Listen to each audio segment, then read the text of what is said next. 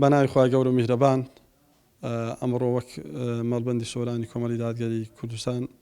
پێشوازیمان کرد لە وەفدێکی سەرکردایەتی کە دوای تەوابوونی کارەکانی کۆنگرەی پێنجەمی کۆمەڵی دادگەری بە بڕیاری ئەنجومەنی سەرکردایەتی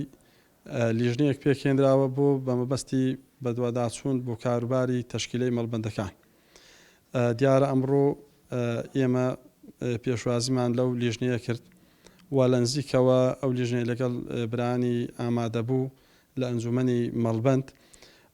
تاوتوێ و ڕاوگۆڕینەوە کرا لەسەر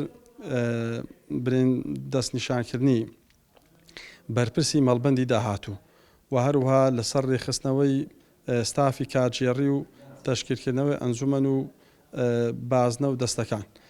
بۆ مەبەستەش لە نزیکەوە بران تێبینی و سەرنج و ڕابۆچینی خۆیان خستە ڕوو و بەلەباری ئەو برابڕێزانش گوێبیستی بوون و دواتریش مەڵبەندەکان کەش بەسەر ئەکەنەوە و راپۆرتێکی ئامادەکەن لە کۆبوونەوەی داهاتووی ئەنجومەنی سەرکردایەتی بڕیاری پێویست لەو بارەوە ئەدرێت.